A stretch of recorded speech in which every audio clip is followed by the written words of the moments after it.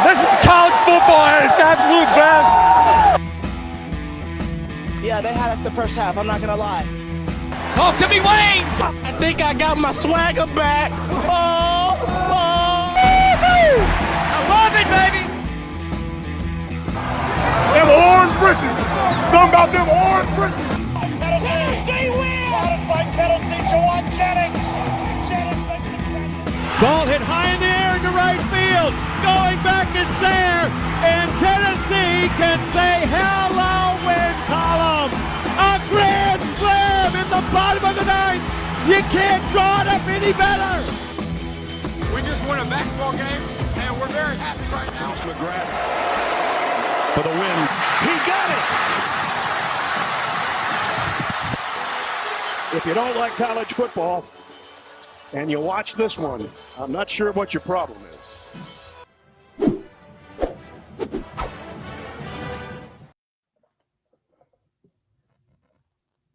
Reddit did to do, and welcome into More Important Issues. It is Sunday, April 30th.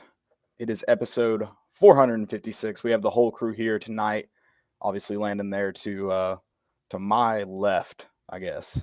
My right. It's so confused. I don't know. It's mirrored.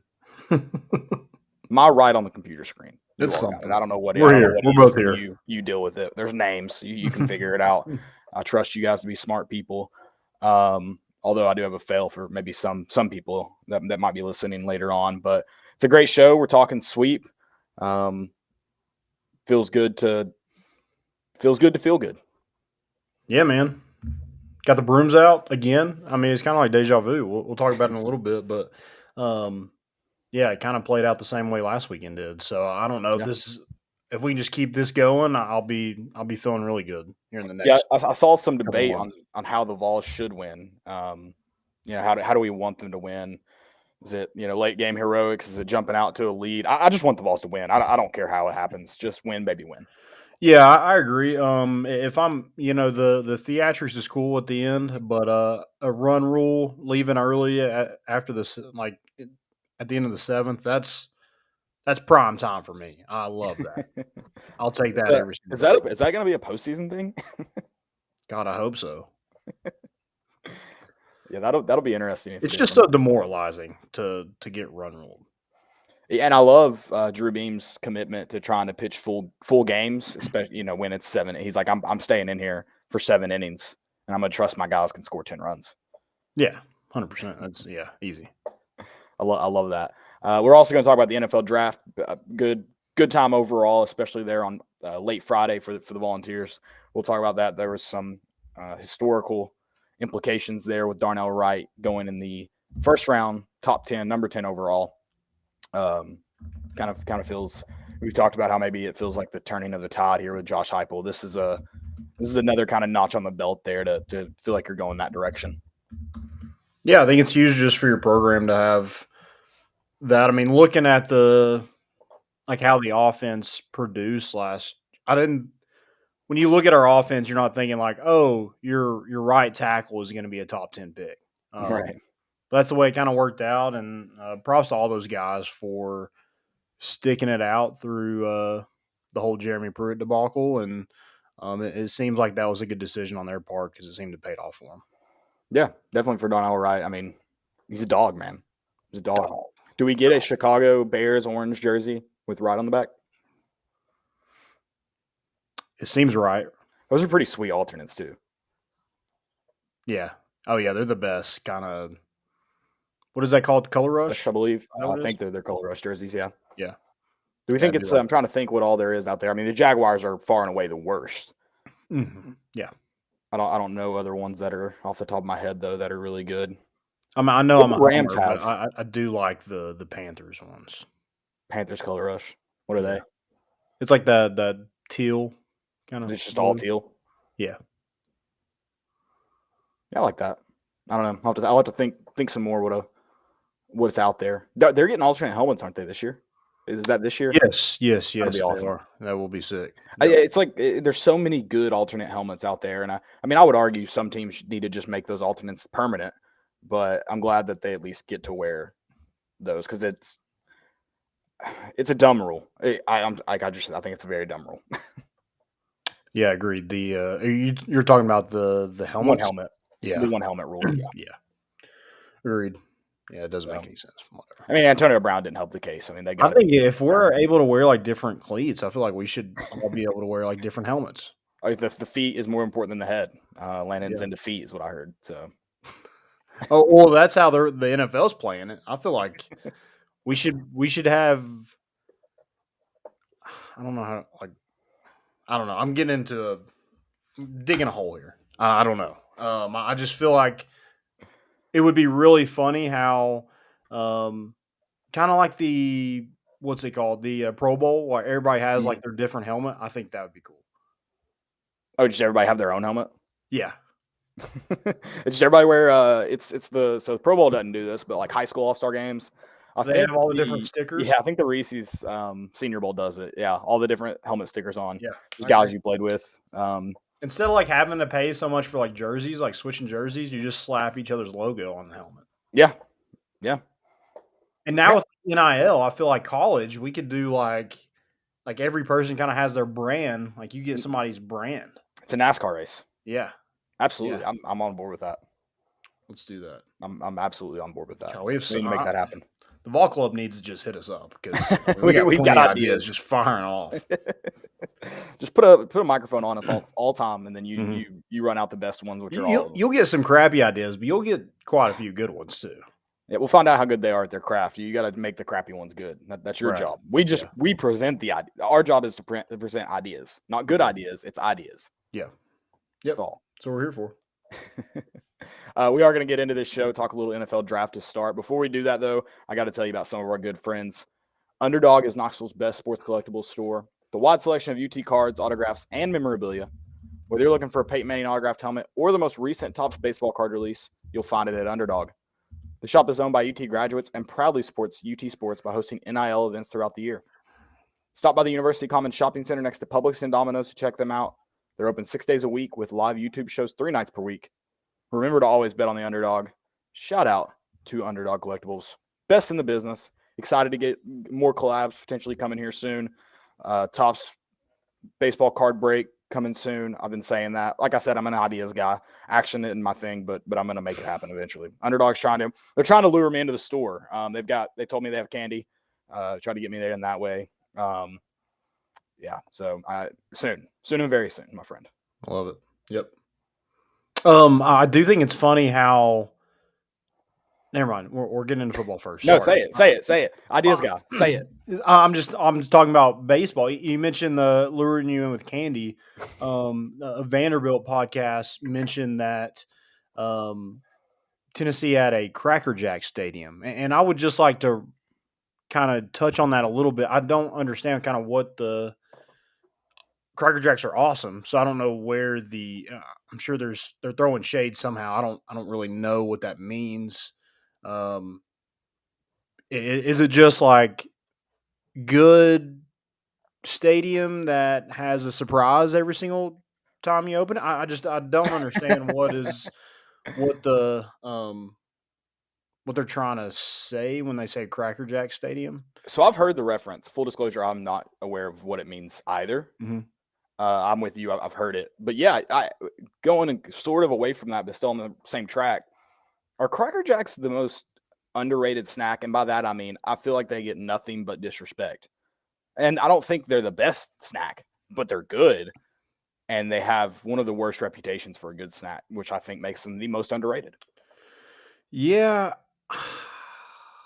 It's weird. Like they're even underrated in terms of like, I don't even know how often I even see Cracker Jacks on a shelf anywhere. At Vol baseball games is the last time and the only time I've had Cracker Jacks. Oh, really? They have them in the. You gave them to me last time. I don't know where you got them. You brought me Cracker Jacks. Oh, last really? time I had them. Yeah, at the what game was that? It was a game last year. We actually lost. I tried everything to get my rally cap on. It didn't work. Huh. It was probably late April last year. I can't remember what game though. Well, maybe they had them in the MVP room. I don't know. I doubt I bought them, but I will definitely destroy some Cracker Jacks for free, though. I think I remember them handing them out, and you grabbed me like a box or two. Okay, yeah. guess in and around the 7th inning at some point. Oh, yeah. Buy me some peanuts and Cracker Jacks. I mean, like it's in like one of the most like beloved baseball songs of all time. I don't understand like what we're like. It's that song is the national anthem for baseball, and we're using that as a shot at somebody else's state. I just don't understand. I don't know. I mean, I would guess they're referencing this. See, I thought I think when I've heard it, it means not a good stadium, but I don't know what they mean by that because Vanderbilt doesn't have a good stadium. And I'm not saying like it's not, you can argue about the length of the walls and stuff and all that, whatever. But I mean, it's not a Dudley. Yeah. It doesn't have the environment of Ole Miss. Yeah, and I was talking to a Mississippi State fan this weekend. His son actually played for Mississippi State, and I was like, "Yeah, the dude is somewhere I'd love to go watch a baseball game." He's like, "Yeah, it's awesome." He's like, "Honestly though, like this place is really cool too. It's not. It doesn't have the like huge feel, but it's very compact, and it's very like loud in here, and that's what you want from a home stadium." Yeah. Right. I mean, it doesn't look like crap. They've made it look nice. Now it's got a lot of work to happen to make it's it very a good temporary. Like the bleachers Right. and stuff is temporary, but Which is actually happening after Kentucky's last home series, right? Yes. So depending on Regionals and super. depending on regionals and super regionals, I think they're ready to go as soon as the last out happens. Let's I think they're rolling in dozers and cranes and all that good stuff. God, dude, I don't know how long a crane's going to take. I hope they ordered it like 2 years ago. All right, let's get to the draft. Sorry, I went on a tangent there, but when you said candy, it kind of made me think of the Cracker Jack comment. That I'm just like, what a stupid comment. Yeah, someone did comment. That is so. Vanderbilt's just a bunch of nerds. Okay, I can't see who did it. Shout out to them. They said the concession does have Cracker Jacks, so you can get Cracker Jacks at Lindsey Nelson. And I honestly, it fell on Mississippi State's part for wanting to get back on the bus just to go back to Mississippi. I mean, that is miserable. I don't understand that at all. So fell on their part. Yeah, absolutely. But the draft, sorry. No, you're good. I'm glad we had to discuss that. Of course. Yeah. I mean, you couldn't not. So right. Yeah. Let's get into the NFL draft. Obviously, it's going to start out with Darnell Wright Thursday night, getting drafted number 10 overall, Chicago Bears. The Bears. That is the first top 10 pick for Tennessee since 2008. No, sorry, 2009. Eric Berry to the Chiefs. 2008, Gerard Mayo went 8. Gerard Mayo went 10th to the Patriots. Next year, Berry went 5th to the Chiefs. And then it's the first round pick since 2017. Is that right? Yep, 2017 with Derek Barnett going to the Eagles. So wow, yeah, big. It's good to kind of feel like everything's starting to get on the right track again.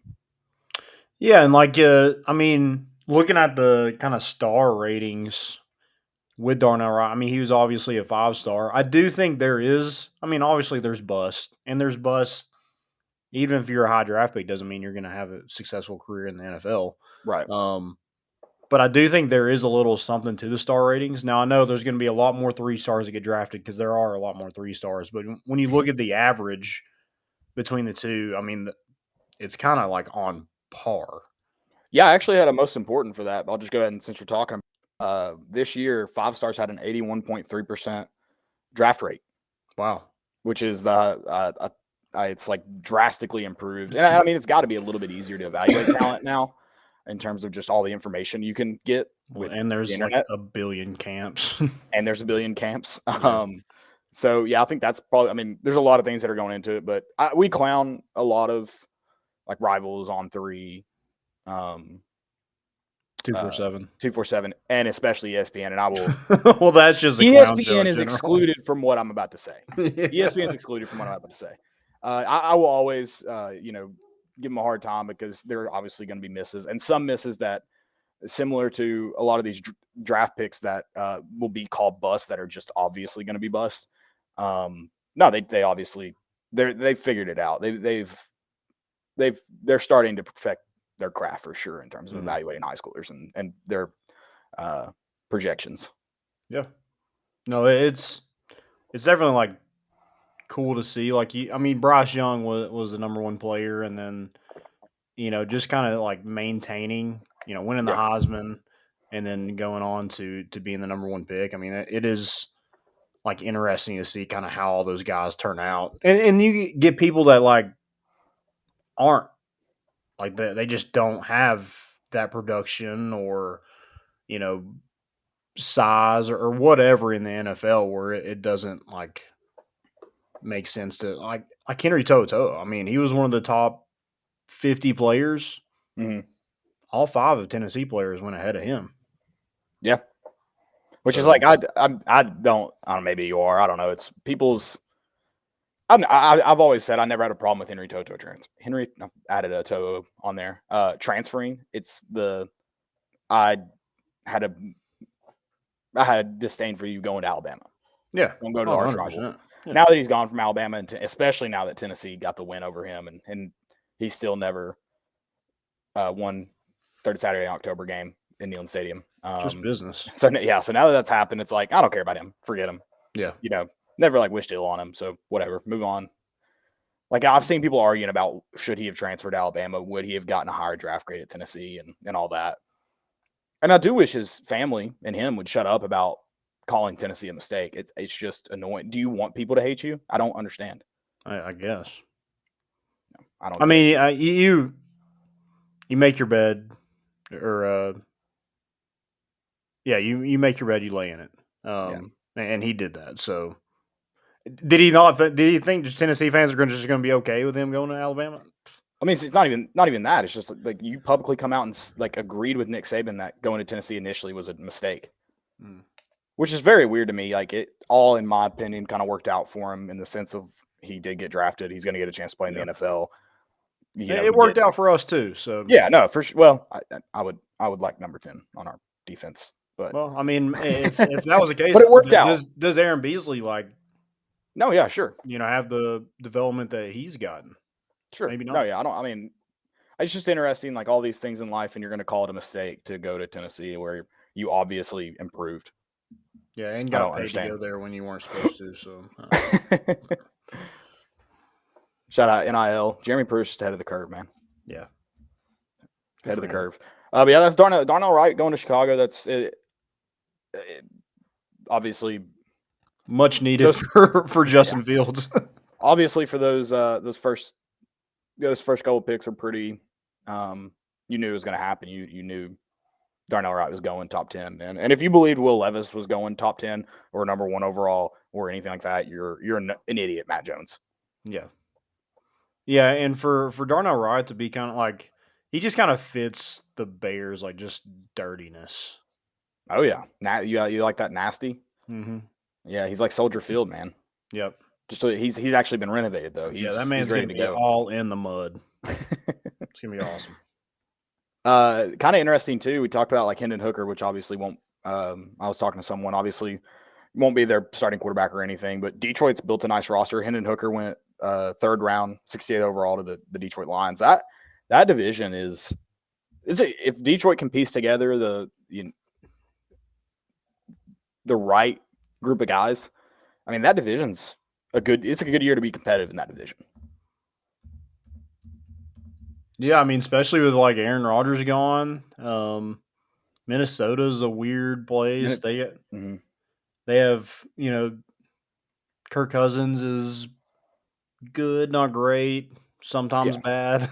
Well, and that's why I said it's a good year to be competitive though, because I expect the Vikings to be competitive, be competing for that number 1 spot in that division, but they're not. They're obviously not good enough that they'll just dominate.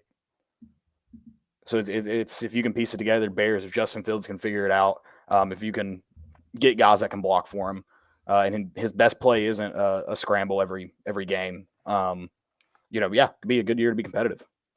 Yeah, and like with the whole Jared Goff thing, like I mean, I don't think anybody was going to draft Hendon Hooker expecting him to be the starter. No, and I think that's good for Hendon Hooker. Yeah, I think that's the same thing too. If he didn't tear his ACL, I still think he's probably not getting drafted to be your day one starter. Right. So, I mean, yeah, was it kind of surprising that all those guys kind of fell? Like, I guess Hyatt and Hooker were the two guys that I just thought would go higher just because of all the mock draft attention that all of them, kind of got. I mean, there was one that had Hendon Hooker going number 5 overall. Jalen Hyatt was consistently in the first round, so having those guys fall a little bit was kind of weird. But I do, I do think that Hendon Hooker is in a good lord is in a good situation just because, Jared Goff,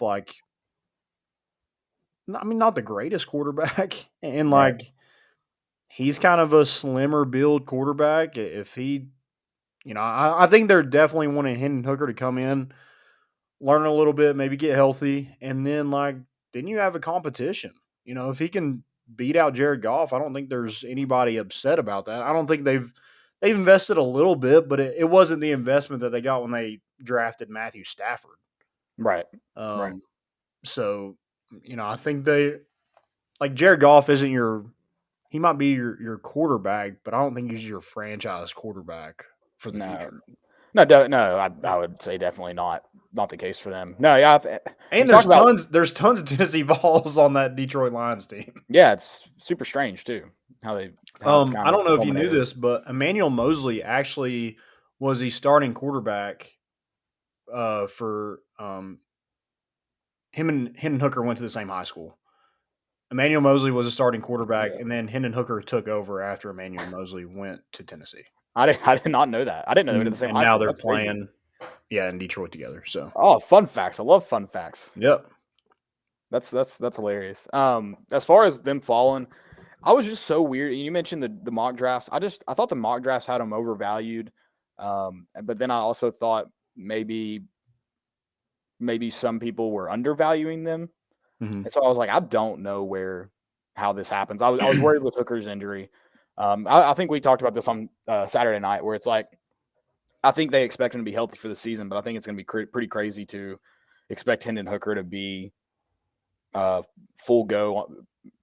You shouldn't rely on him to be on the 53-man roster in week 1, because it is an ACL injury. You're going to get into training camp, and that'll be when you're trying to that'll be your first opportunity really to try to get back into game condition with it. And so I think it'd be pretty crazy to expect that. But so I think that may be some hesitation there. And I'm interested to see what the Lions do I don't even know who they have 2 quarterbacks right now. I don't even know the other guy. I think Nate Sudfeld is who it is. Okay. So Devin Arnold on Facebook had a question. He said, "Were you guys surprised to see Hyatt and Hooker fall to the 3rd round, or is that about where you thought they'd come off the board?" I thought they'd go higher. I thought they could go higher, but I think I would say that is the farthest I thought they'd fall. Is right about where they're at. Yeah, I didn't see either one of them fall into the 3rd round.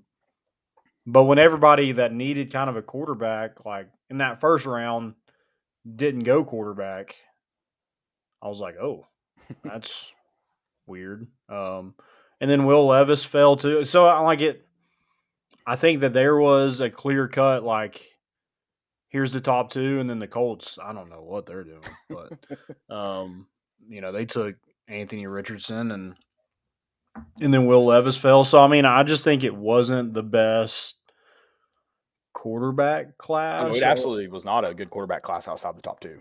Yeah, absolutely not. And that's not a knock on Hendon Hooker. Love the guy. I think he'll have. And he's probably definitely the number 3 quarterback without the injury and him being as old as he is. Yeah, that's always going to be his knock. Is he's 25. How old is 25? Yeah, he's kind of already in his prime. Well, hey, that's good. Maybe day 1 guy for you then if he's not in. Yeah, maybe. But he's definitely going to be a gray piece in that locker room. And then obviously a familiar face with all those Tennessee Vols on there. So Detroit is not a city I would want to move to. Maybe there's some nice parts, but I don't know how nice the nice parts are. I was listening to some people talk about it, and you've always heard how bad it is. I've never been. Have you been? No, I've never been. No. I've always heard how bad it is, but if you listen to people, the problem is too, like a lot of people will describe any big city that way. Yeah, that's true. Like Chicago's probably the same New York way. City, Chicago, And like, LA. I guess like some of those guys probably live like in a suburb of. I think everyone now in Detroit, from my understanding, lives in the suburbs. Yeah. That's But probably yeah, it's one of those things. I'm like, there's got to be a nice good parts of Detroit. area. Like, yeah, there's got to be. I mean, right? Yeah. There's an NFL team there, for God's sakes. Yeah, you think. But yeah, I don't know. Maybe one day, man. Listen, Ford. we may just go one day. We might just get in the car and go to Detroit. I don't know. Hendon, just hook us up. We'll be there. Yeah, let us know. Yeah. Yeah, then after that, obviously Jalen Hyatt goes to the New York Giants. I haven't watched that video yet. I haven't had a chance to. What was it? Daniel Jones and Oh yeah. what? I mean, he just kind of dapped him Shanahan? up. So, Okay. and well, Daniel Jones did bring it up. He's like, "Man, had a blast watching you this season." So I mean, I think it's a good situation. Him going, like, obviously, like I thought he'd go higher, but when you look at the Giants wide receivers, I mean, who? He's certainly you can't say Jalen Hyatt won't have a chance to be on the field this season. Yeah, I mean, Sterling Shepard's coming off injury. They got Jamison Crowder, who's an older wide receiver. Darius Slayton. I mean, none of these guys had over 1,000 yards last year. Mm-hmm. They got Paris Campbell. So like no like top tier wide receivers. And definitely they want to add some speed, and I definitely think that's where Jalen Hyatt's going to fit in. I mean, his knock's always going to be his size, but it was a knock for him going into college too, and he was the best wide receiver in the country. So, yeah, I mean, it just takes one team, I guess, to fall in love with you, and I do think it's a good situation. Also, like, they throw it around a lot. I think it's going to help the Giants having a threat like Jalen Hyatt for a guy like Saquon Barkley. You're going to load the box with Jalen Hyatt that could take the top off the defense at any time. Maybe not. Oh, I'm glad you mentioned that. Saquon Barkley, hero of mine. I mean, he won me my first fantasy football championship.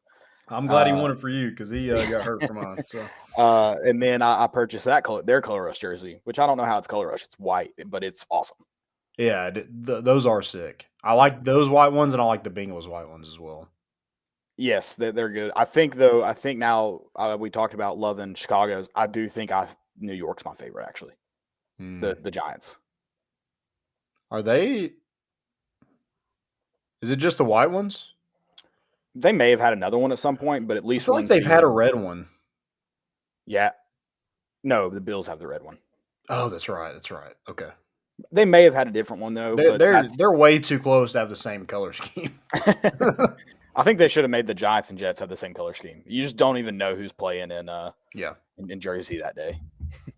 Also think part of like Jalen Hyatt that I was surprised about was like, I mean, his 40 time was blazing fast, but I thought it would be faster. I thought it would just like pop out like, holy crap. Like a John Ross a couple years ago, like no one like they knew who he was, but he wasn't just like a super, wide receiver prospect. But yeah, when you set the record at the combine, you're like, holy crap.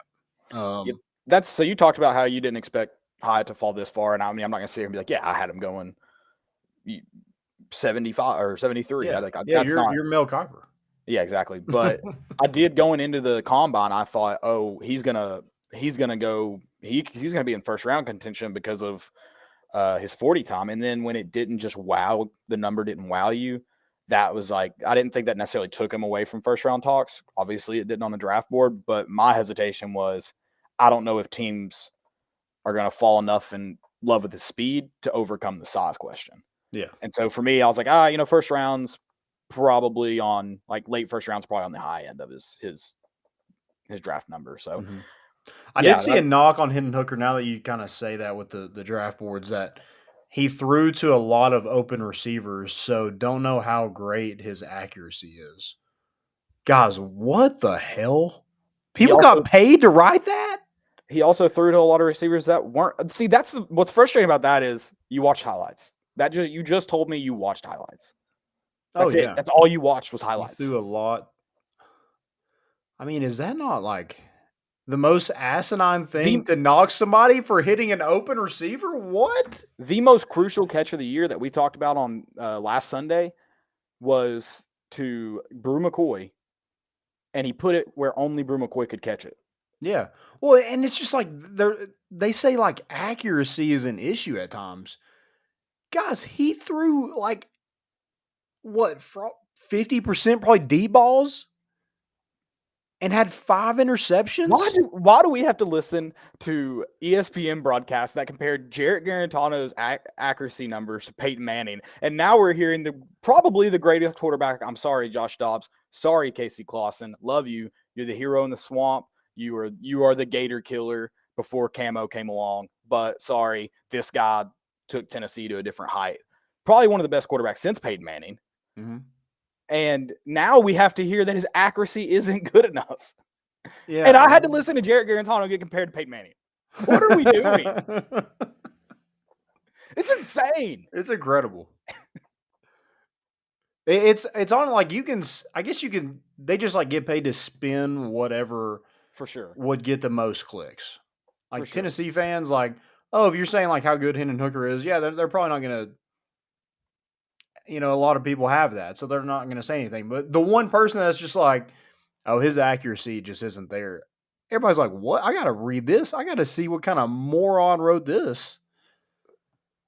I mean, it's so it's question unreal. Is, so if you're an NFL draft analyst or you're an NFL analyst and you're hearing that from GMs, hey, we're concerned with his accuracy, or coaches, you're not going back to them and going, why?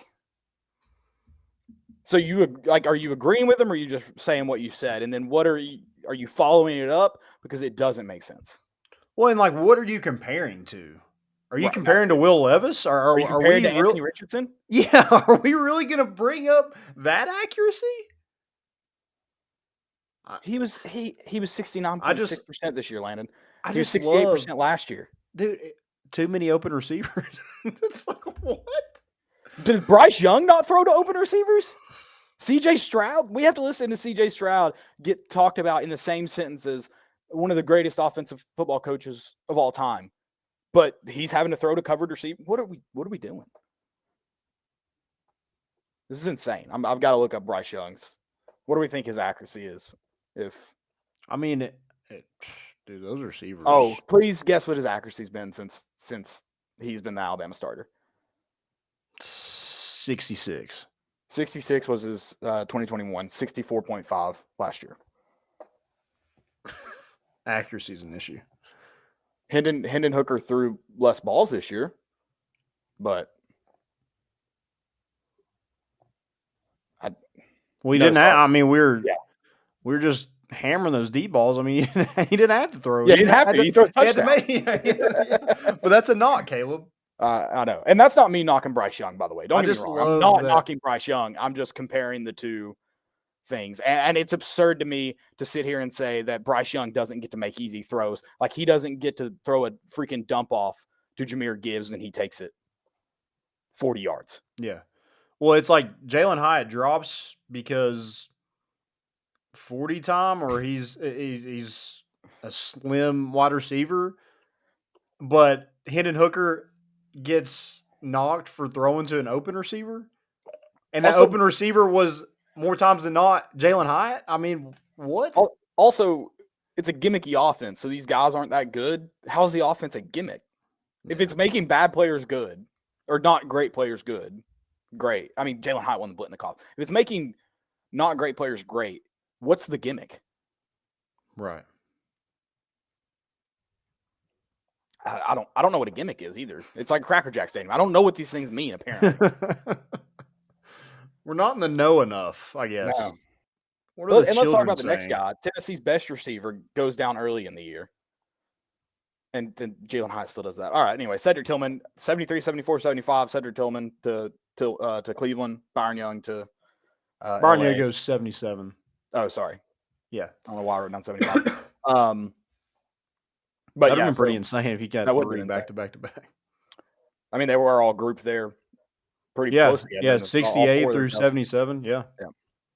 So, it's pretty crazy grouping. Cedric Tillman to Cleveland. Little Josh Dobbs action. Yeah, I was going to mention that too. Just probably get to throw quite a bit of balls to Cedric Tillman. I mean, it's kind of the same way with the Giants in terms of like who they have. I mean, you're not getting drafted like Cincinnati, where you're having to go in against Tyler Boyd, T. Higgins, Mhm. Jamar Chase.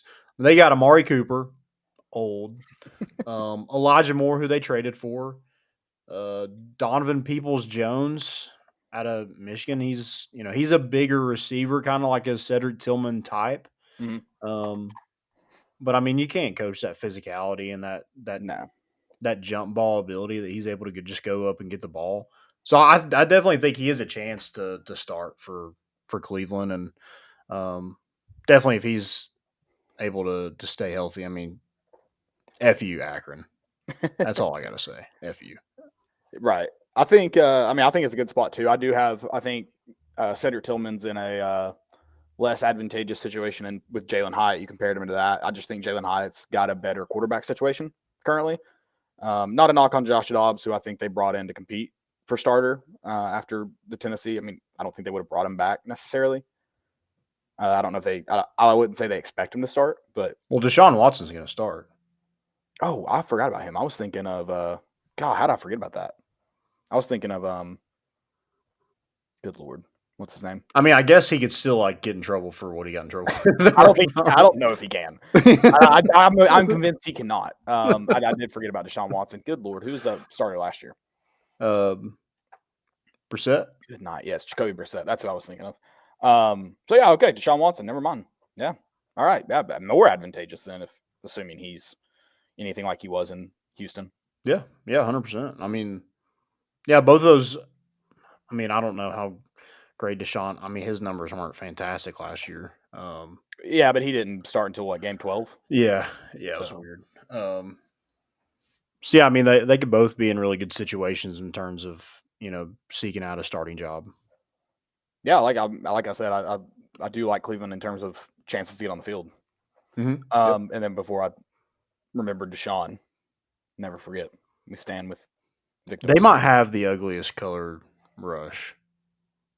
This is Brown. Yeah. Maybe. I don't remember theirs off the top of my head. I like the brown with the orange for Cleveland. Just really it fits. It reminds me of the river. I just think the brown pants is just like, yeesh. I like that. I like their color, the way they. Now it does fit. Wearing like a khaki color on a Sunday, hey, roll with it. I love it. don't. Maybe they'll get John Harbaugh. Don't get or Jim Harbaugh. Sorry, don't get them too excited. Yeah. One of the Harbaughs. Then you get Byron Young to LA, the Rams. I always forget the Chargers are in LA now. Good for him. Great story. They did confuse him with I think it was ESPN that had Alabama's Byron Young. Yeah. When they got drafted. So yeah, you got to put that Byron Young, Tennessee when you're hitting that Google, or you don't know what's going to pop up. So yeah, I do think it's good in terms they obviously liked him to go get the passer. I mean, that's what he's in the NFL to do is go get the quarterback. He needs to probably get a little bit bigger and be better and run support, but you got him to take pressure off Aaron Donald. Is why you got Byron Young, and the athleticism's there. I mean, he's a freak at times, and should have a good chance to make an impact for the Rams, and again take some pressure off probably the best player in the NFL in Aaron Donald. Yeah, absolutely. Probably not a bad person to be next to you either, and when you're trying to go pile up the sack count, it's probably a good way for you to get more sacks if you got your guard and center and tackle all worried about Aaron Donald and not you. Yeah, there's obviously the long running joke in football that the best thing to be is a backup quarterback.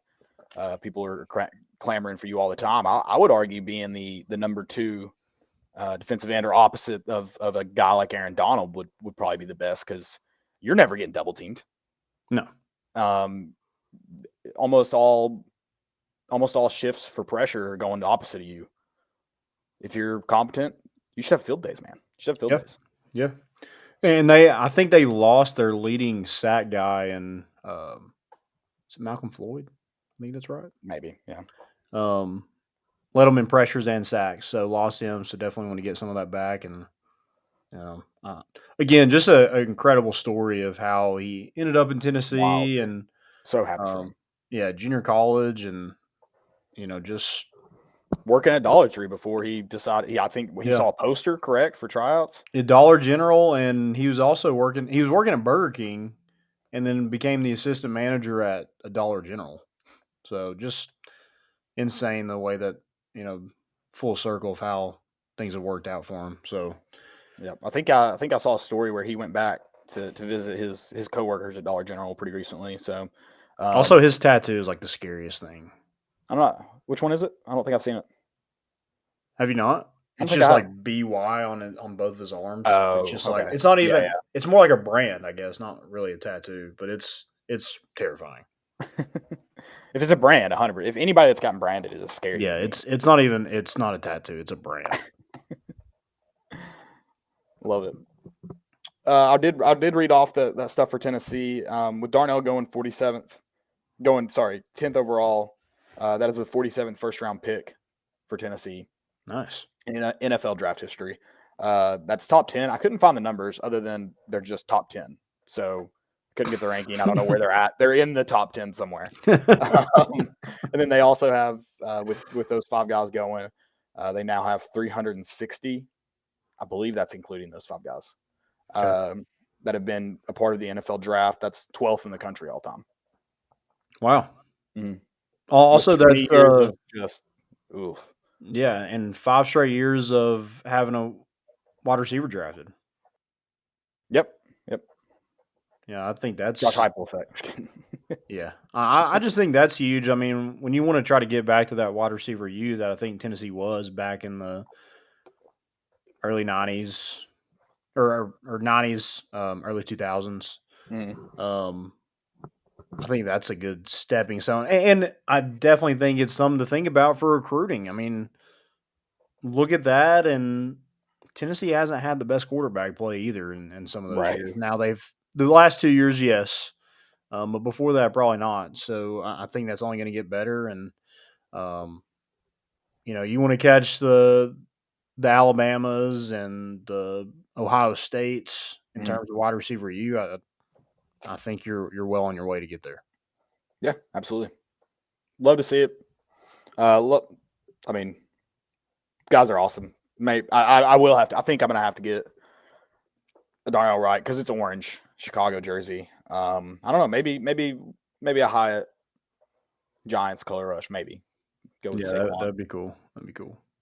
Sorry to the other guys. I will not buy any more Cleveland jerseys. So yeah, I kind of want a Darnell Wright. I mean, offensive linemen, they just don't. They don't get the love, man. But they need some loving. So yeah, I'm huge Darnell Wright guy for him. I mean, he's the big one that like really. You kind of thought when everybody was leaving, and they're like, well, he's gone too, right? And just kind of found a new life under this staff and Coach Ellerby, and I think that only helps your recruiting too. Absolutely. Line position. And I didn't read the whole article. I just kind of skimmed it, but he was talking about that transition period and the thoughts about leaving and stuff. And I mean, had an interesting comment about how there were often times that he would go in to work out and there were just no one in the building. And so just like the unsureness of what was about to happen at Tennessee. So, I mean, I think that, like you said, big thing for recruiting. I think that says a lot about some of the early buy-in that Heupel and his staff were able to get. And I'm not saying, obviously, not everyone bought in initially, but they obviously got some early buy-in from some key guys like Darnell Wright. And so that's huge. And, I mean, he is certainly a catalyst for why Tennessee's where they're at. You could just say that with his play on the field, but it's obvious too that he had some amount of early buy-in and was a leader on this team. So yeah, I think he's got to take a ton of credit for Tennessee being where they're at so quickly. Yeah. Also, like just having a whatever number jersey, sick. What numbers are you gonna wear? Have they said? I don't know. I saw where Jalen Hyatt was like 84. I don't know what Darnell I hate Wright NFL was. receiver numbers. Why do they always get? Why does everyone wear 80. 80? Well, and like now they're like going back to where like they can wear like single digits. I think you got to earn that though. I don't know if that's just like given to you. Well, I mean, yeah, certainly as a rookie, you're not going to get single digit quickly, but yeah, I'm not a fan of the. I know T. Higgins is going back to 5. There's 53 people on a like. Surely there's somewhere that Jalen Hyde doesn't have to wear 84. You should be able to get in somewhere. Score touchdowns, you'll get that chance. Yeah, I mean that'd be a quick fix to whatever you want. Maybe he wants 84. I don't know.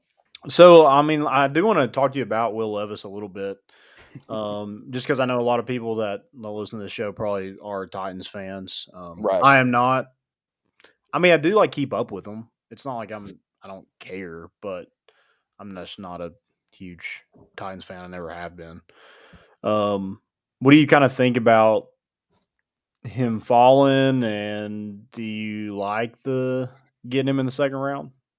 Yeah, I mean, I'm with you. I'd probably say I am a bigger Titans fan than you, but that's what I try to root for. That's the team I watch the most.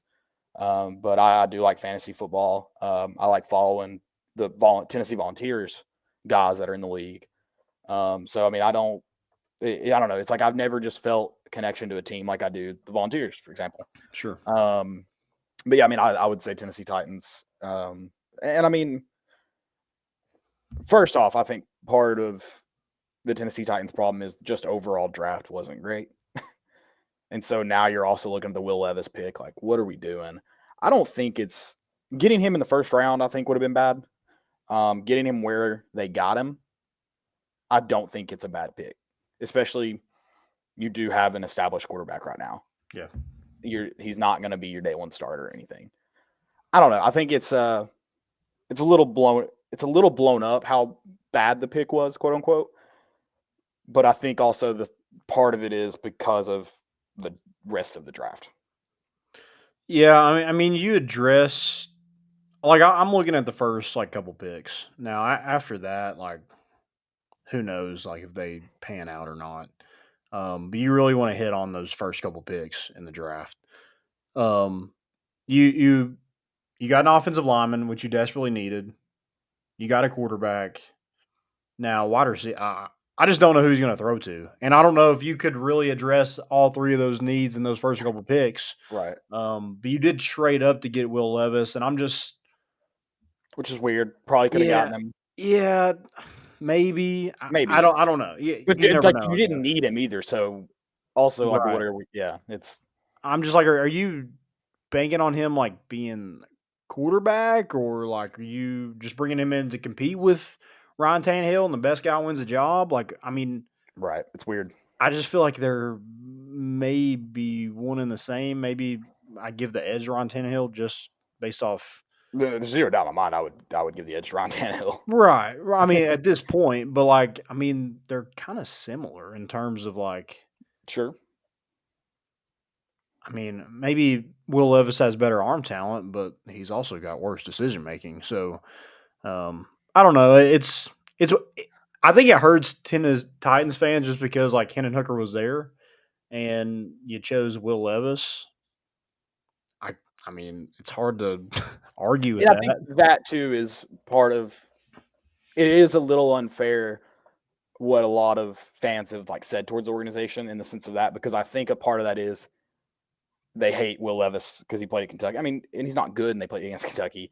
If he hadn't played at Kentucky, fans are probably still mad, but maybe not have the same anger. Yeah. It's different anger. It's a different Here's the thing. If Will Levis is a dumpster fire, I think Tennessee fans are like, see, I told you so. Right. Well, let's just say if Tennessee somehow was in a position to draft Bryce Young, zero Tennessee Volunteer fans that are also Titans fans are mad about it. You're right. It's a combination of the two things. Yeah. But, I mean, I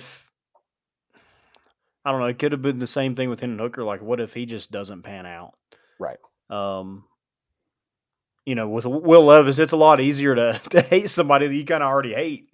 I think that would have been difficult to draft Hendon Hooker. It doesn't work out. And then you're like, well, that sucked. Yeah. So I mean, they definitely weren't looking at it, comparing the two, and they thought Will Levis was that guy. Here's the thing. They didn't go get him at 4 or, trade up to get him in the first round. They went offensive lineman, which was something they desperately needed, and then they got what they thought was their guy in the second round. I don't hate the pick. I mean, I at some point Will Levis has to come off the board. Like he is a high draft prospect. He thought that day one too. That's why he was in the green right. room. Yeah. Maybe don't look at all the mock drafts. Listen, I said it. I think I might have told you this. After watching draft day, I don't care who I am. I'm not going to be in the green room. I'm not getting Bo Callahan. It's not happening. Yeah. Yeah. It's weird. Oh, well, I mean, again, I'm not a Titans fan, so I don't envy the situation. I just don't know if you got any better at the quarterback position, which I think is important. Right. To make a run in the play. And like when you look at, I mean, the Colts, I guess, are going to start Anthony Richardson, I guess, next year. I don't know. Yes, you have to. Which, so you got Davis Mills, or I guess you got CJ Stroud. CJ Stroud will be the starter. Anthony Richardson, Will Levis, and Trevor Lawrence in that division. Wow, yeah. I mean, it's there for you to take, but you got no. You're not helping your quarterback out. The Jaguars going to be the best team in that division. They might, but they have no receivers.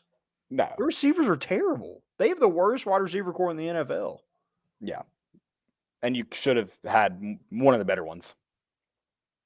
Yeah, the AJ Brown thing will always blow my mind. Yeah, Burks just did not pan out. I do know Will Levis will not be Ryan Tannehill. He's going to be one of two things, and it won't be Ryan Tannehill. Or it's one of three things, I guess. No, sorry, one of two things. Apologize. After seeing how many girls he brought to the draft, he can only be one of two things. He's going to either be one of the greatest to do it. Just how it goes. Like, he's a dude's dude.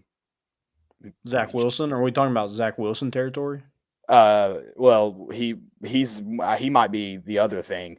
Or the other option is he is awful. I mean, the bust of all bust. We will forget his name.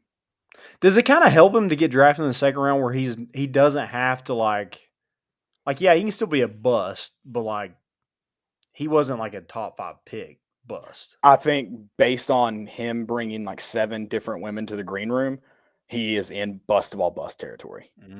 Like he cannot be just a bust. He's a bust. There's nothing wrong with that. I'm not hating on that. I'm just saying like there was a lot of women there, and which one was his girlfriend? I don't know. I don't know. I have no clue. He might not know. He might not know. Yeah. They all like Mayo, I heard. One more question about the draft before we move on to baseball, because a lot of good stuff to talk about with baseball. You have the number 1 pick. Are you taking Bryce Young or CJ Stroud? I'm probably taking Bryce. Okay. Yeah, I like that. CJ Stroud didn't go to the Manning Passing Academy. That's all I needed to know. As a high schooler or as a college quarterback? College quarterback, I think. Okay. I know there's a lot of concern with like injuries with Bryce, and I mean that's fair, but I don't. Talent's talent. And he was playing he's been playing in the most physical league outside of the NFL. Mm-hmm. Yep. Which I'm not saying that's necessarily a good sign of staying healthy or anything, but I think he's been asked to do a lot, and then. Yeah, I think I'd take Bryce. I don't think the injuries scare me enough to go to CJ Stroud. Yeah, I agree. I mean, you look at Bryce Young, what he did this year now he had talent. There was talent on that roster. Right. But he didn't have the receivers that CJ Stroud did. Yeah, he didn't have the receivers that he had even in 21. Mm-hmm. Yep. So, and he certainly didn't have the receivers that Tua or Mac Jones had. Right. And I think either of the picks would have been good. Like, I think the Panthers really couldn't have made a wrong choice with those two guys, which is nice. Like when you have Would it be bad if I got a Bryce Young jersey? Is that bad? I think you got to wait. You got to wait. He's got to win something for your team before you can. Yeah, wait to see if he is like the actual quarterback of the future before. Yeah. Okay. No, I think because he's an Alabama guy, he can't be the quarterback of the future. He's got to be the quarterback. Okay. But Yeah, it won't be wrong of me if he does do well for me to buy a no, jersey. Okay. no, but you do have to wait. I think Okay. That's you fine. can't be all in on Bryce Young yet. You have to, because like you said, it's easy to hate for you. So you gotta be open to hate, and you get to hate him more if he does suck, which should kind of relieve you. Like you said, if let's say Hendon Hooker was in number one picks talking, that would suck if he goes to your team and is a bust. Like that would be brutal because you don't want to hate the guy. At least you can hate this guy and not feel bad about it. Right. Yeah. Like hating is fun too. Absolutely. It's why we watch sports. All right. All right. Big Orange cleaning Bryce crew. Young, by the way, you asked me, but I assume you like the Bryce Young over CJ I Stroud. do. I do. I mean, saw him in person, so maybe I'm biased, but I just the talent, like he's just a wizard back there. So I just think he will be good for the organization, and hope it pans out again. But if it doesn't, I'll hate him, like I already do. Absolutely. All right, let's get into baseball. I wish he was a little bit more hateable. Like he does seem like a nice dude. Yeah, Like no, I think he's not making like it's just business videos and stuff like that. Like he's not doing anything like that. So I wish he was a little bit more hateable, like a Will Levis. But I watched, and I can't stand. Good God, CBS guy. What's his name? Sports Talk. I can't remember. He had this whole rant about Will Levis not wearing sleeves and how he didn't like it. yeah, let's find something. Colin Cowherd. That's who it was. He's Fox or CBS? No, I can't remember. I think he's Fox. Okay, Fox. You know what I'm talking about. All right, let's go to baseball. What a weekend! What a weekend, baby. We have the brooms. I don't have a broom in here. We have the brooms out. Yeah, we got some Vols in the chat. We got Jared Dickey and Xander Seacrest, stars of the weekend. Also, Jared, I don't know if you got a chance to sign that ball that you smashed that window, but man, how could you do that? Also, what a that's not your guy, fault. You got to do a better job of picking your parking spot, okay? Yeah, I don't. It's very strategic of how you park around Lindsey Nelson Stadium. Yeah, absolutely. Parking anywhere beyond the outfield wall at Lindsey Nelson is dangerous, especially. Right. I mean, any time of year, but right now it looks like the Vols bats have certainly heated up. You guys broke Tim. You guys broke Tim Corbin. I mean, yeah, he is broken. He doesn't even remember. Like he sat in his office all week trying to just spell the word sticker. Like he doesn't know what to do. Yeah. And you got the ambidextrous pitcher, and he's thinking like I can throw with both arms. After yesterday, he's not thinking he'll ever pitch again. He doesn't know if he's right or left-handed now. He can't figure it out. Yeah. What a weekend, man. I mean, it was deja vu. It was starting the first game with a Griffin Merritt walk-off. Okay, yeah. Speaking of that, if Xander and Jared are still in here, I need to get their bat flip ratings on the Griffin Merritt walk-off home run. What was yours? 9.2? 9.5. 9.5, which I think is a fair grade. But man, it was cold-blooded killer stuff. I mean, like I said, he was calm, cool, collected. I thought he was going to Bo Jackson over his leg. I'm like, a metal bat over your leg? Yeah, get this guy a wooden bat next time. Yeah, God. The flip over his shoulder into the field of play was the just big dick energy move that walk-off home run deserved. No doubter off the bat. I mean, he had time to check his own bat, make sure there was a sticker on there.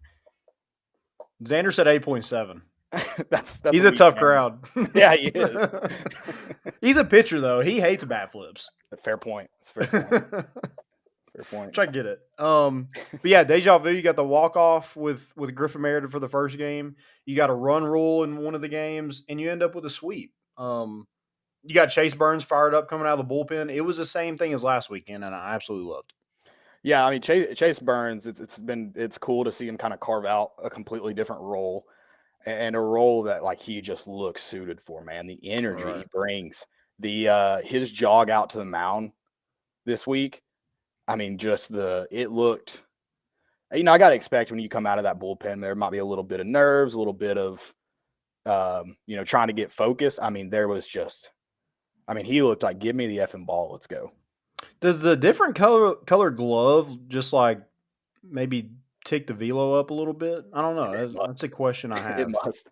We did get a 9.1 from Jared Dickey, man. These guys are tough graders, which I like. Hey, you got to strive. You're never perfect. You got to strive for that. But that's what I said. I said there's one bat flip in particular that's 10, and I don't think you can ever beat it just in the moment.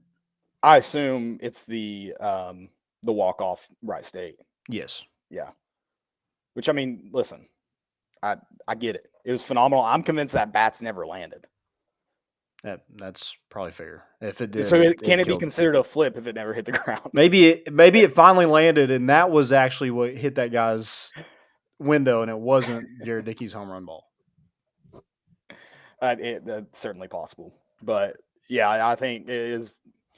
Also, like, I'm so glad Jared Dickey finally got a home run just because he's had so many close ones. Like Texas A&M, he could have had probably 3 or 4 home runs, but the wind brought it back. And then he had one that was reviewed that wasn't a home run. So I'm glad he finally got this one over the wall, and it goes over the wall, and it crashes into somebody's window. It ends up in the front seat somewhere. Hey, what a souvenir, though.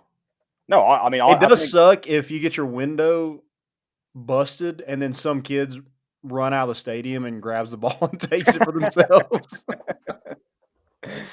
Did they get the ball? Did they say? I don't know. Okay. I don't know if the guy replied back to that thread that I posted, but gotcha. It was funny how he was just like, "Yeah, that's my car." It looks like he was parked on the street. Like, where was he even parked? I don't know. Well, I mean, a lot of people park on the street that like do the porches and stuff. Oh, okay. So maybe so then. Yeah, and that guy does do It's Paul. We know him a little bit, but he has a porch out there, so I'm sure that's what he was doing, parking right there. But gotcha. You take the risk. Yeah. At least it was a Tennessee home run, and I mean, not that Mississippi State had many of them this weekend outside of Friday, but yeah, that's at least it was a Tennessee home run. Makes it feel a little bit better. Yeah, 36 hits on the weekend to Mississippi State's 23. I mean, we just hammered their pitching.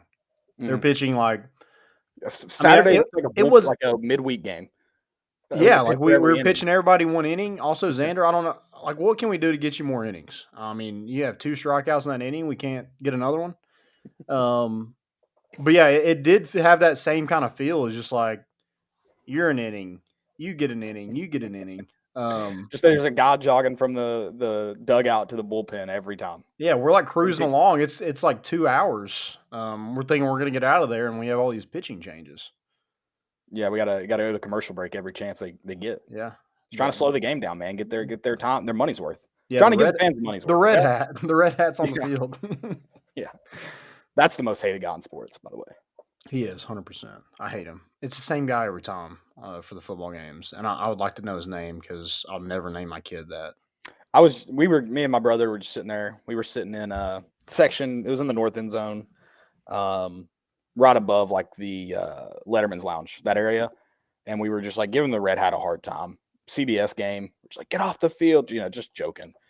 Halftime, I guess. He's over there, comes over to where we're like standing and talks to someone like 2 rows up from us that he knew. And the whole game, we're just ripping him. Jeez. Dude, I love a good heckling of an umpire. I mean, that umpire, I think it was Friday night. Man, he had a rough go of it. I don't know if it's the camera angle of that outfield camera. Mm-hmm. There are some that just do not look close that get called strikes. And it's hard to argue from that camera angle because it could just be that. I mean, they look high, look inside, and I have no clue. I don't know what a ball or a strike is. Well, Tony will definitely let an umpire know if he's like, where's that at? Like he'll let him know. And at one point on Friday night, he just laughed at a call. He's like, this is insane. I think it was on Saturday, Blake Burke strikeout, and Blake's walking back to the dugout. He clearly, asked where that ball was, and you can see Tony laughing. I think he said, not even close. Yeah, just a rough night. But going back to Friday a little bit, Camden Sewell, man. Camden Sewell is, I mean, Filthy. dude. Filthy. Cold-blooded. God. 7 strikeouts, faced 10 batters. Is that right? 10 batters? Yeah, 3 1/3, I think, is how much he threw. So yeah, I mean, what a performance from him. Just to have that other bullpen arm. You kind of lose one when you get Lindsey, but kind of gain one when you got Chase Burns. But just having another weapon like that can go multiple innings for you is going to be huge down the stretch. Yeah. And Especially with Halverson's struggling a little bit right now. I don't know what that is. I mean, he's throwing pretty hard. I just think he's catching probably more of the plate than he probably should. But Camden's been filthy, and then Burns has been filthy. So I mean, it's just a good thing to have. We have so many guys that can go multiple innings out of your bullpen. For sure. And then Camden's got the beard and a good nickname to go along with it. I think he said his niece calls him Uncle Camo. Camo's a great name for him. Oh, that's sick. Also, like, dude, his mound strut, dude, it's pretty badass. He's got a great one. And he's just long and lanky, so he can just bounce off the mound. It just looks so fluent. And I think that's why it looks so good is that the strides are long. Yeah. And he's a huge dude. I get you most of the time you see him, he's up there alone, so you have no reference point. Right. And he's higher than everybody anyway. Just correct. Yeah, he's on a mound. But he's a big dude. I guess I just never really realized how big he is. Yeah. Also getting Christian Moore going again. I thought that was big. He had 6 RBIs. Man. Yeah. 6 RBIs, 3 home runs on the weekend. So I think that was good. He was kind of the one like last weekend that struggled still. Obviously got the ejection, didn't get to play on that Sunday game, but came back this weekend, with something to prove. And he I don't know what it is. Every time we like move somebody back in the lineup, they produce. So I'm all for it. If you're in a rut, move them back. It helps. Yeah, sure. I don't know what you do with the number 9 guy, but yeah, go. I mean, he goes to the bench, and then when he comes in, he'll hit a walk-off like Griffin Merritt did. Yeah, absolutely. That middle of the lineup's been great for Tennessee these last 2 weeks, and that's huge. Not that they haven't had their times this year, but now it seems like it's all happening together, which is obvious. I mean, you can tell with the amount of runs and hits this week, that helps a lot. Yeah, and that outfield has just been phenomenal so far. Mm-hmm. Jared with guys moving around too. Yeah, Jared Dickey, Hunter Ensley, Christian Scott had a great series this weekend. Do you have Christian Scott's numbers by chance? I was going to ask you this. I think it was on Sunday maybe, or no, Monday. I think you and Dylan talked about you kind of like the role that Christian Scott's in right now.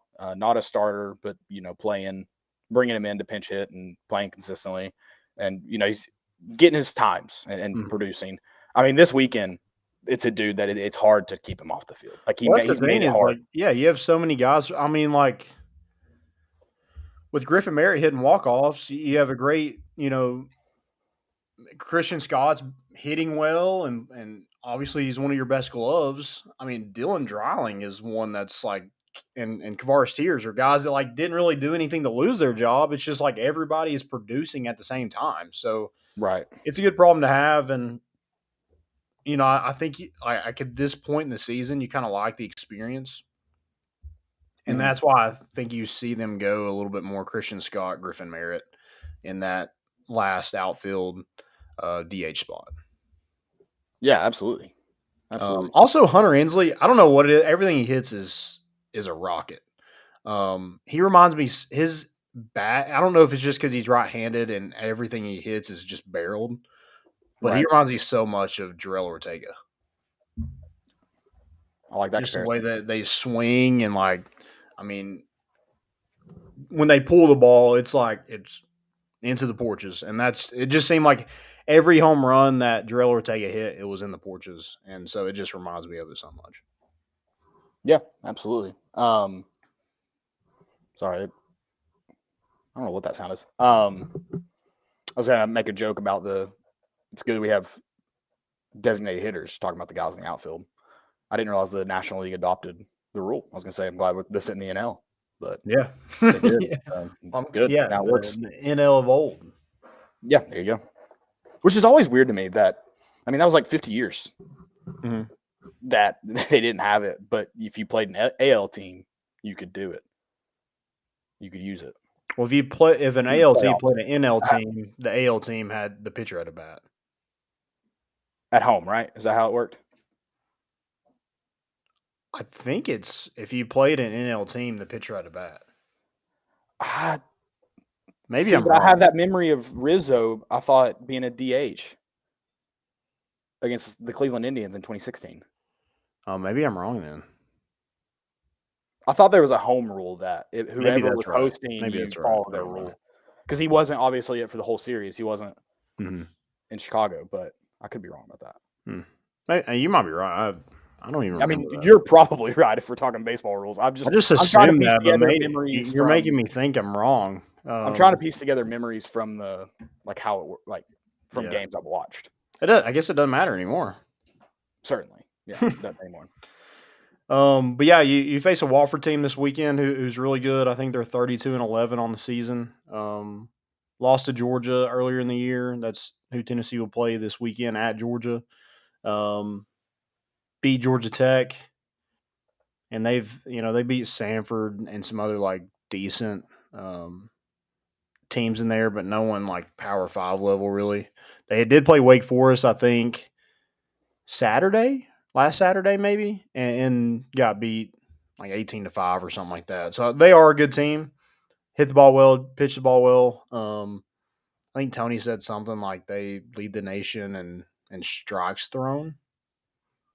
So yeah, I mean, I definitely think it'll be a good matchup for Tennessee to see some good pitching, and then you head to Athens where you play a team that just got beat by Ole Miss, who just earned their first SEC series win of the season. So a team that you thought was on the up and up when they swept Arkansas, and now then they lose to Ole Miss. It's just the way the SEC is, but hopefully Tennessee has found their stride, and we take it to them, and we just keep cashing this thing in. I mean, look out. Yeah, I hope you're right. I mean, right now you're in a really good spot to host, and so yeah. You just got to take care of business, but you also got to take care of business on the road this weekend because you're 1-9 on the road this year. So definitely want to see that carry over to, when you're not in Lindsey Nelson. Just because, if you don't end up hosting, you want to be able to say, hey, we can win on the road. Yeah. I mean, that would obviously work too. Mm-hmm. Yeah, but love some sweeps, man. Love it. And then we'll be back tomorrow with the bat flip, talking more of baseball a little bit more in depth about 7? the weekend. Yeah, it should be 7, maybe a little bit after that. Still got to make that work somehow. But yeah, we'll have it sometime tomorrow, and we'll tweet that out when we're supposed to do it. Yeah. Also tomorrow at 7, softball team rubber match in Arkansas. Arkansas did get that win today. So for the series tomorrow, still don't love the Monday games. How does that work? How do college baseball games have to be finished in a certain time on Sunday, but you have softball teams playing on Monday night? Wait, say that again? Oh yeah. I don't understand that. It just doesn't make sense to me. Interesting. Yeah. All right. Yeah. Let's talk. Any questions? So Devin Arnold did say, "How about them BaseVols? They're smoking hard right now, and I love to see it. How big is that South Carolina series shaping up to be in a few weeks?" South Carolina lost this weekend, and I forgot who it was to.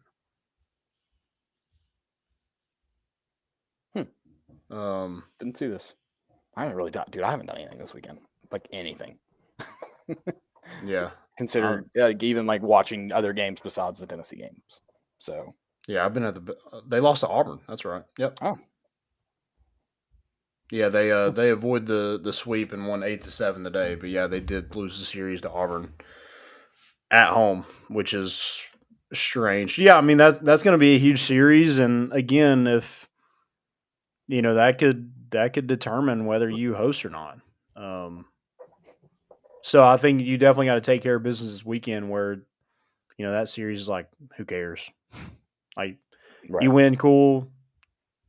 definitely want to win that series just to have a better seeding and things like that for the NCAA tournament. But I don't think it's the end all be all if you don't win it in Right. Columbia. Right. That's a good team. They got some hitters, and Hunter Hines this weekend. I don't know if he wants to enter the transfer portal and come to Tennessee, but dude, that kid can mash. I don't know why we kept throwing him inside where he could hit it out. Right. We eventually learned our lesson. We're just like, oh, okay, we'll just walk you. Because Dude, okay, I'm glad I completely forgot about this. I mean, is that besides a walk-off home run, the watching the batter before you get intentionally walked and then hitting a home run has to be one of the better feelings in baseball. oh yeah, 100%. I mean, just a big double bird, Uncle Steven type, right at him. Yep. Who did that? Christian Moore. They intentionally walked on That's right. Saturday, I believe. Intentionally walked Blake Burke. Which is insane because I'm like, dude, Christian Moore is like lighting it up. Yeah, I think there was one on already. And they walked Burke. And they'd already walked him too. I mean, that's one thing. If you're going to try and pitch around him, I don't necessarily blame you for intentionally walking. If you're going to walk him anyways, maybe don't give him more chances to hit a home run before it. In this weekend, you kind of won in so many different ways. Like you won Thursday night, you were up. They came all the way back, and you just found a way to win it at the end. Thanks, Griffin Merritt. Yeah. We actually tweeted, heading to the 9th inning, let's end it. And then first batter, Griffin Merritt ends it. So I don't know. Shot. Yeah. So we called her shot, actually. All right, I'll take credit. You're part of this. Yeah. And then Friday, you're down 7-2 at one point. You come all the way back, won 8-12, and then yesterday you just boat raced them. Yeah, I love it. Absolutely love it. It's not like you said. It's nice to win in all sorts of ways. Let's do that on the road now. Yeah, I mean, let's just run rule. I mean, that's what I'm here for. Sweeps are cool. Run rule sweeps, those are a new thing. Yeah, that would be insane. That'd be hilarious. That'd be insane. I mean, at that point, just play at least a doubleheader one day. I love that Tennessee just spotted everybody like, oh, we're gonna blow this series to the worst team in the SEC and then come all the way back and be just fine.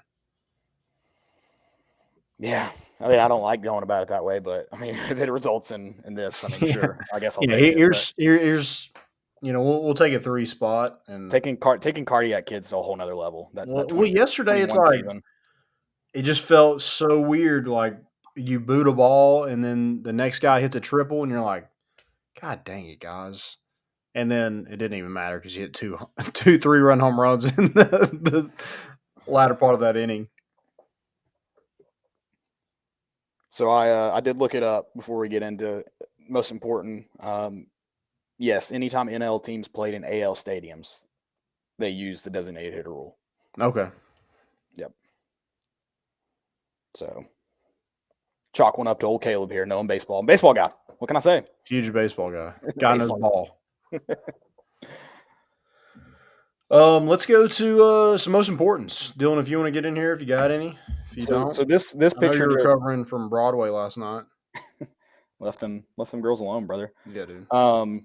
This tweet just got replied to, so I'm gonna bring it up. I mean, I know you're not much of a soccer guy, but we'll turn you into one. Okay.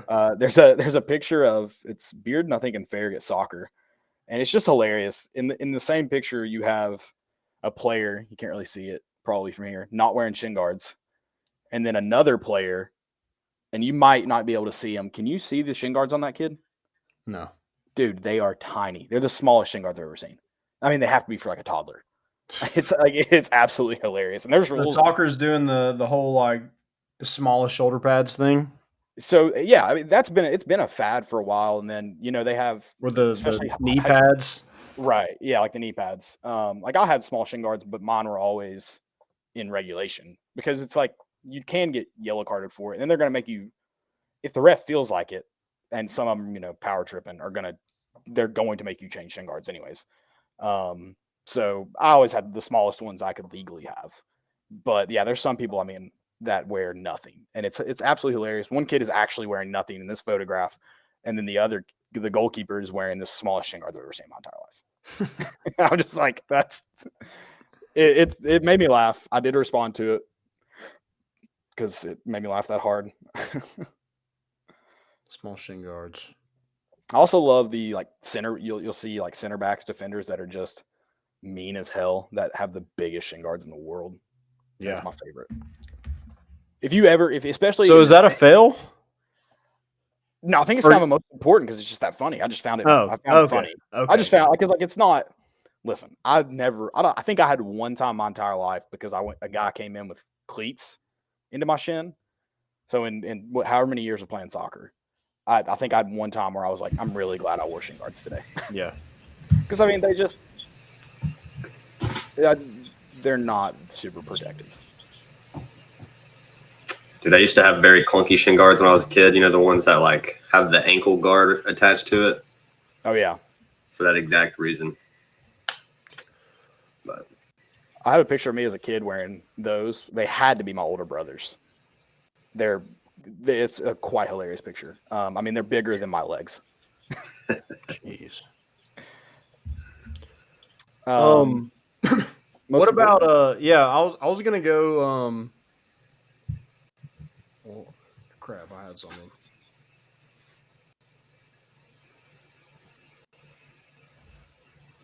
God, that's a fail too. I have a lot of fails. I think one of mine was gonna be like the window bashing that Jared Dickey did. I just think that's all time. Like it's something I always think about when I park down there. It's just like, all right, like how foul would this ball have to be? Like it would have to be mashed. So Blake Burke makes me a little nervous sometimes when I do park in the MVP lot up there. But I mean, you're parking right behind that right field wall. I mean, that's on you. Yeah, that's super bold. Yeah. But I guess like if you're in the porch, you probably got that kind of money. He says he has insurance, so it covers it for free. Shout out to that comprehensive. This guy's spending money. Yeah, it's like, I mean, I know insurance. Your insurance is going up. It's not free. Nothing's free no more. Is that right, Dylan? Comprehensive? That covers windows, right? Yeah, something like that. Your insurance guy, what are we doing? Dylan, what that about was a workers' while comp? ago. Okay. Pull Brent Bell in here. Workers' comp. I got a guy. Let me call him real quick. That doesn't apply. I thought you were talking about HR stuff. Or did you do this? Did you knock somebody's window out? It wasn't softball. That was me. Maybe we should just go to games and just punch windows all Saturday night. Yeah. You're at the Sounds game. Did you Big perform baseball at Hey, did y'all you perform see my after swing, okay? with Hardy? Yeah. Did you look up who Hardy is? No, not yet. I was going to do it after the show. I'll do it right now. All right, yeah, do it right now and see. When Jesse sent me that picture, I was dying laughing. That's kind of all the most important I have. Does anybody have any more?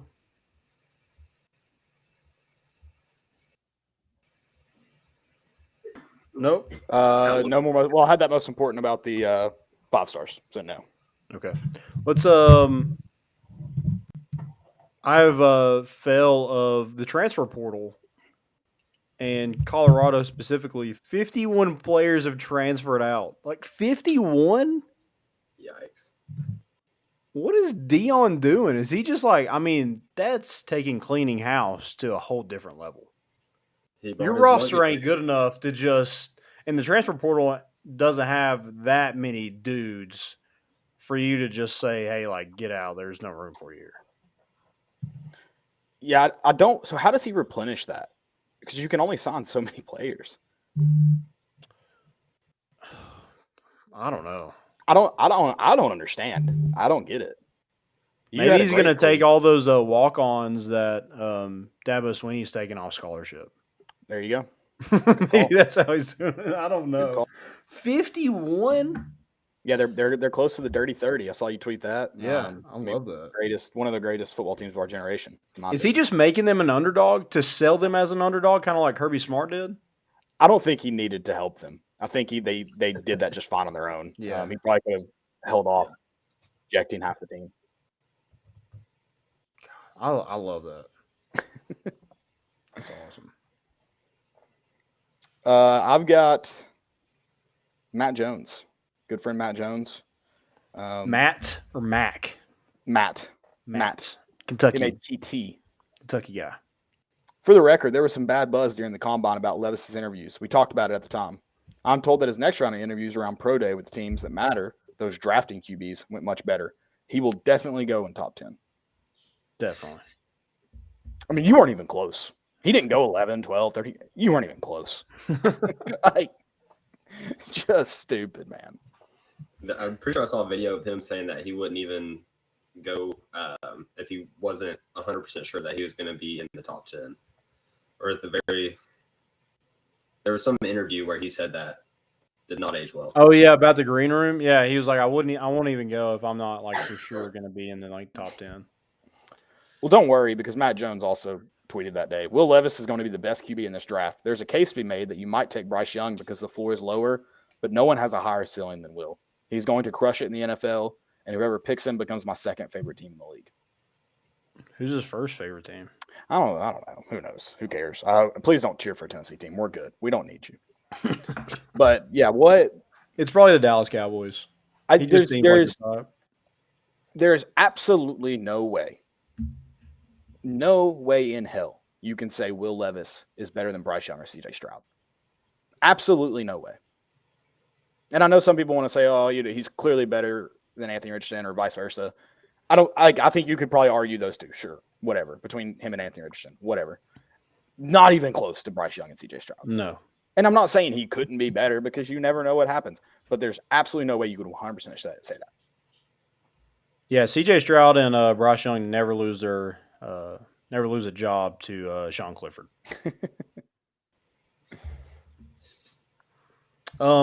Speaking of not even close, UAB tweeted, coaches on our staff have been around 11 first-round picks in the NFL draft last night. What does that even mean? Read that. I don't know. I don't think I understood that. Coaches on our staff have coached/been around 11 first-round picks in the NFL draft last night. What does been around mean? Who tweeted that? UAB's account. Okay. Yeah, I don't know what that means. It's kind of concerning to me. Been around. Been around. Oh, is that a bonk? Both that guy's Twitter privileges. They were talking about like exposure to COVID. Yeah. It's like that. It's like, how have you been around anyone with COVID in the last 30 days? So they're trying to infect these first round players. That's weird. Yeah, that's kind of messed up. I mean, they've been around Bryce Young because their school is only 2 hours away from Tuscaloosa. Yeah, they're in the general vicinity. Yeah. Trent Dilfer has driven through Tuscaloosa while Bryce Young was there. Yeah. Trent Dilfer actually, Bryce Young came to Elite 11 at Lipscomb, where Trent Dilfer coached. Did they go recruit the same high school as a 5-star, another kid, just to say that they were around? I'm going to start putting that on my resume. I've been around Fortune 500 CEOs. Yeah. I've been in their stores. I think they've probably been there. It's there's a chance they've been in their stores as well. I've been there. Mm-hmm. I've probably also been around. You definitely have 11 first-round NFL draft. I've definitely been around Darnell Wright. Yeah, I've same. I've actually took a picture with Darnell Wright in Walmart. I have been to Jalen Hyatt's hometown before. I live in the same state as some of these draft picks. You've been to Irmo, huh? Yeah, we stayed in when we went to Columbia. We stayed 15 minutes away from the school. So He's probably driven on that road before, next to where we stayed. Yeah. So I There's mean, a chance. We probably sat at the same red light. That's wild to think about. we ate at the same Cracker Barrel. I think we ate there twice that weekend, and I'm not mad about it. I love Cracker Barrel, but I think that's how I'm going to start booking hotels. Where is Cracker Barrel walking distance from the front door? And if it's not, I'm out. Have you been around? Like, is the hotel around the Cracker Barrel? Yeah, exactly. How many Cracker Barrels you've are been around around this hotel? If it's not 11, I'm out. Yeah. Minimum. I mean, that's been around. That's the tweet where it's like it was a big thing like a couple years ago, and I don't think I've seen it as much, where coaches would say they've coached anybody that had been involved in their program if they were an NFL guy. Mm-hmm. Those are actually my favorite ones. Because like Jeremy Pruitt would have like a billion because he coached at Alabama. Yeah. He's been around a lot. I like to see how many he's been around. Yeah.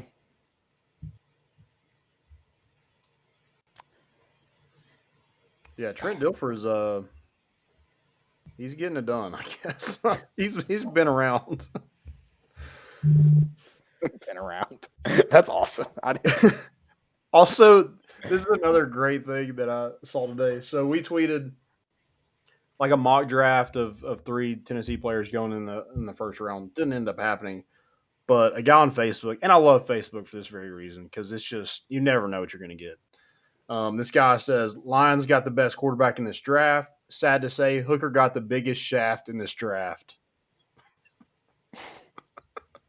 Good for him, man. I mean, you have absolutely been around. Is that the oh god, I'm blanking on the guy's name. San Francisco running back. Frank Gore. Is that the Frank Gore Award? Biggest shaft in the draft. Biggest shaft in the draft, baby. Let's give out that award right now. Are we going Hendon Hooker, or do we think there's someone else worthy of the Frank Gore Award? Man, who would have? I don't know. There was who's got that hog on him? There was a reporter that was trying to describe some guy and was trying to say just big guy. She goes, big guy. Yeah. Who was it? I think it was Jalen Carter. Jalen Carter. Okay. Yeah. Biggest shaft of the year. Congratulations. Yeah. I think if a reporter says you have a big dick, like you have to get the Frank Gore Award. Congratulations, Jalen Carter. That's huge. Like, dude, also like it'd be all time if he just quote tweeted and said sup. Well, I mean, it is concerning that she's saying that. You did have that scandal with was that Georgia? No, that's LSU, wasn't it? Mm-hmm. Oh, yeah, where they were just all. She's obviously been around some NFL draft picks too. So. But yeah, how have we not heard more about that story? I forgot about that. What happened in that hotel room in Atlanta? Wait, what? That with like LSU staffers and players apparently having an orgy. Oh yeah, I don't. I feel like we should have heard more about that by now. Like that seems something that got brushed under the rug. We're having a meeting about that in Cincinnati. Oh, speaking of that, we didn't even get to the storm in the field, which is fine. It's stupid all around. So yeah. Yeah, biggest shaft in the draft. I think that's the most important. Actually, I don't think that is a fail. It is, because we just came up with a new award, the Frank Gore Award. We're doing this every year, guys. Keep your eyes peeled. Yeah. Joe Dillon, write that down and make sure we never forget that. Biggest shaft in the draft. Oh God, that's awesome. It is. It's almost after dark, so we're allowed to say that. Yeah, sure. I mean, we talked about all. This is the time where we just banter. Yeah. Any more fails? I don't have any more. I'm gonna save one for stupidity. Okay. I got this one. It's Florida Gators at Gators SSZN. No, it's Gators S. Gator season is what they're trying to say. It says Anthony Richardson, round 1, pick 4. Stetson Bennett, round 4, pick 128. Josh Pate's responses to that have been amazing. Have you seen them? He initially quote tweeted, he was like, I don't think this is the flex you all think it is. And everyone's just responding to it like, he's better, blah, blah. And he's like, again, I do not think you understand what this means. Yeah. And so just everyone, like all these Florida fans are mad at him, and he just has the same response. this is not the flex you think it is. So you're saying you had a better quarterback and then sucked still. Yeah. I did remember, I don't know if this is a fail or most important. Did you see someone screenshot it? Someone posted on VolQuest. Well, I finally got the call. No VolQuest ever wants to get. Turns out this chick that I'm seeing has a husband, and he's also on this board. Oh yeah, I did see that. I love some drama. That's some reality TV stuff right there. Yeah, I think we need to get them both in the same room, or at least in the same board posting, and just. Well, let's get him on the show. Yeah, sure. Charlie Tweeter, you're welcome to come on and just. I think you got to give us names though. Like we can't go hush hush about this. No, nothing anonymous. And I'm not saying first and last names or anything. Just board names. Like what's the wife? If her boyfriend and her husband are both on VolQuest. Yeah, So we let them hash it out. They talk it out like everything's cool, and then we ask them who has the biggest shaft in the draft. So who is your Frank Gore man? Yeah, I agree with that. Again, screen names is all we need, and I'll even listen. Have we seen if anything has come about this? Has anybody? I have not, but I'll be the intermediary. I can help establish, times and schedules, like when is boyfriend's time, when is husband's time, that kind of thing. I'll gladly help. Yeah, let's map this whole thing out. Yeah. Who's she going to the Georgia game with this year? Does the husband get Georgia or how many NFL draft picks has she been around? Minimum 11.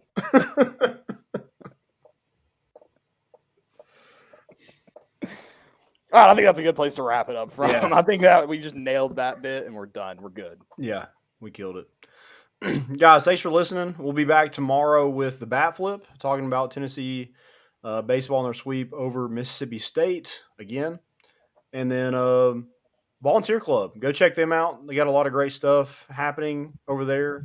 I saw it, dude. I saw one of those hoodies that they have with the liner that has like all the fur coat and the daddy hat and stuff like that. That's so sick. So check them out. We'll have a